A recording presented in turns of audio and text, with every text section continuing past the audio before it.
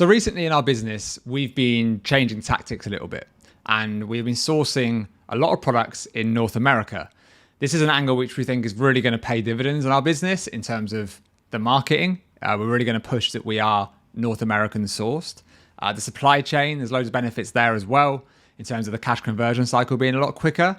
And there's a bunch of other great upside for us sourcing products in the US. Now, traditionally, we have sourced products in China, and we're going to continue to do that. We've had a lot of success there, but there's other products that we're doing now and other products that a lot of you guys can do that can be sourced in North America. And to do that, it takes a couple of different skills compared to sourcing in China. So I wanted to run through 6 things that we're doing at the moment, which has given us a lot of progress in the last few months, and it looks like it should work over the next couple of years. This is a long-term plan for us. Making kind of long-term partnerships with these suppliers. So I'll dive straight in. The first thing that you want to do, you want to go to this website. You might not have heard of this website yet. It's kind of up and coming, and it is called Google. So Google is the obvious answer. There are other websites, things like thomasnet.com or thomasnet.net. Thomasnet, I've never seen massive success with it, to be honest. You can go through a lot of suppliers on there. They're generally very antiquated. They're very slow to respond, or they don't respond at all, or they have enormous MOQs. So I don't really like it, to be honest. I'm sure some of you guys have found people on there, but for me, Google is just better. But I'm not talking page 1 of Google. I'm not talking you search a product and a supplier, and it's the top result. It's the top paid spot, because a lot of these companies that we're looking for, they're not very good at the internet. But that isn't a bad thing. That means that you can get lower MOQs and they can be more flexible. So we're not saying page 1 or even page 2 or even page 3 of Google. We're going down. We're going to pages 5, 6, 7, 10, 15, even 20. You want to go through all these pages, make a huge list, contact everyone, and you're going to see much more success and have much more flexibility rather than just going for the top results, which 99% of people are also going for. So the second thing that you want to be doing when you're searching Google, there's 2 phrases that you also want to include. So let's say it's your product ingredient or the main product you're going for. Attach the word co-packer or attach the word contract manufacturer. Now, these are generally pretty similar things. What they basically are facilities that specialize in co-packing and in manufacturing. So essentially, if you need to bring in different ingredients and different components of your products from other suppliers, you send it to this one facility. They're going to package it all together and get it ready for sale. And they are experts at this. Generally, we found if you don't search specifically for co-packers and contract manufacturers, a lot of other random crap that isn't related will come up on Google, and you are going to have to go deep into page 15, 20 to find these guys. You're better off searching specifically for co-packers and contract manufacturers, and you're going to move a lot faster. Then the third tip is to get even more specific. And what I mean by that is searching state by state. So, for example, I believe Utah is a hotbed for supplement producers. So you want to search Utah specific for these co-packers and for these contract manufacturers. I actually, for one of our products, I found the main ingredient and the main component for it. That took me to a state. It took me to New Mexico, in fact. I then searched for local co-packers in New Mexico. That led me to find a new one that I never would have come across. And that is the person that we're currently working with to make a bunch of products. If you do that, you'd also find that you save a bunch on transport costs, because if you're doing heavy volume and a lot of units, you are going to have to buy, a lot of ingredients, a lot of components. So saving that proximity and saving the distance that things need to drive. Another benefit of this is because we've sourced local co-packers to the main ingredient supplier, we're saving costs on transport. They haven't got very far to go. In fact, the one that we used, it was 7 miles from the main ingredient source to the co-packing facility. So we didn't actually pay anything to get the ingredients to the co-packer. The guy actually just went himself and picked it up in his truck, which was very handy. So the fourth tip I would advise is get creative. And what I mean by that is you might find co-packers in general. For example, co-packers that do food packaging. They specialize in human food. And I'm giving this example because this is exactly what happened with us. I found a co-packer that was close to the main ingredient source that I mentioned. And I dropped them a message and it said, this is what we're trying to do. Here's our product idea. I know you do X at the moment. Could you do Y? And they'll just throw it out there, see what happened.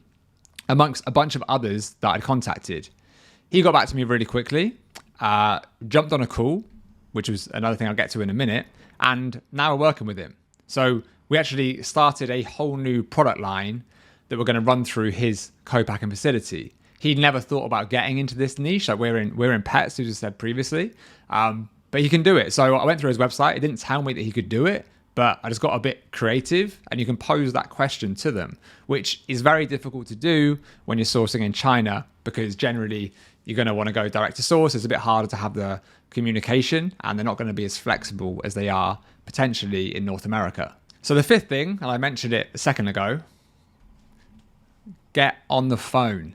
This is maybe the most important one and the best benefit that we've seen so far. Again, sourcing in China, you're going through WeChat, you're going through WhatsApp, you're going through maybe even Alibaba live chat, which is the worst platform on the internet for talking to anyone. I don't know about you. I mean, I send a message and then it'll be 10 days later, it'll give me a notification. They actually replied within 2 hours. It's just a useless platform. So with these US suppliers, I'm finding them on Google. I'm dropping them a message, an email, but I'm actually following up with a call. So I just like I said, I'm in Europe, bit of a time difference, and I'm working into the evenings. Sometimes you got to do that. I just put Skype credit on my phone and I give them a call. And that has saved us months and months of communication, like getting our idea across and sharing our vision, but also building a relationship. So we're now pretty friendly with a number of contract manufacturers, a number of suppliers in the US, and it just expedited the whole process. We got a product from idea. I found a product on Amazon, had the idea. Within 3 hours, I'd sourced the main ingredient. I'd had a call with a co-packer that we now ended up working with, and that product is in production right now. It's going to be launched in a couple of weeks. It's just insanely fast how you can move compared to China sometimes, where it can take a good few months. You've got to ship over the samples as well. Now, look, one thing, obviously, is the samples. You still need to do that. We have partners in the US, kind of brand ambassadors that we are sending product out to. But again, it's all very, very sped up because it's a lot closer in proximity. But getting on the phone, as I mentioned, we've done that numerous times now. I've probably had 4 or 5 calls with him, not just on that first product, but then we gave him the vision for the brand. It turns out he actually has quite a big interest in our niche, and he's coming back to me with opinions on what we're trying to do, as well as advice on the kind of products we can sell, because he's done products in this type of packaging. We're just in a different space. So he actually helped us out quite a lot as well. But that human interaction and building that relationship has been massively beneficial, just because you can get on the phone and you can really explain what you're trying to do together. And number 6, the last thing, ask them for their opinion and ask them to help you source. So we had a bunch of other product ideas, and they were just ideas. And I've got the first couple of ones lined up. There's 2 more in production at the moment. So that'll be 3 sourced in North America products we have live very shortly. But there's a bunch more. There's about 5 or 6 more, in fact, at the moment. And I just told him the ideas, and he said, look, I can help you source these ingredients. I could have done it as well. It takes me a lot of time, right? So he, for really good value, he went and sourced ingredients. So while I'm working on other products, he's gone out there, he's found the ingredients, he's brought it all together, and he's given me a quote to do everything. And that's just been massively expedited. Again, the whole process is sped up, and we now have an extra 5 or 6 products that we can get to market, and we are going to move on and get to market within the next few months. So having that resource, having them source for you, they're not like it's not a sourcing agent where you're having to pay them an ongoing fee. We paid him for essentially some consultation. He's an expert. He found the ingredients way faster than I could. He knows what goes together. He knows where high quality ingredients can be sourced. He did that, and the whole process has been sped up. So, very quick one. Hopefully that is helpful for a lot of you. Leave me some comments down below with any other questions about sourcing in the US. We are sourcing in Canada, and we've looked at Mexico as well. So it's not just the US, it can be anywhere we find in North America, but honestly, anywhere we find where you can just get on the phone. All these rules apply to Europe, and they all apply to the UK. So we have some products we're looking at launching into the UK. I've done the exact same thing. I've got on the phone, it's been super easy. I've applied these exact same rules, and it's just helped the whole process.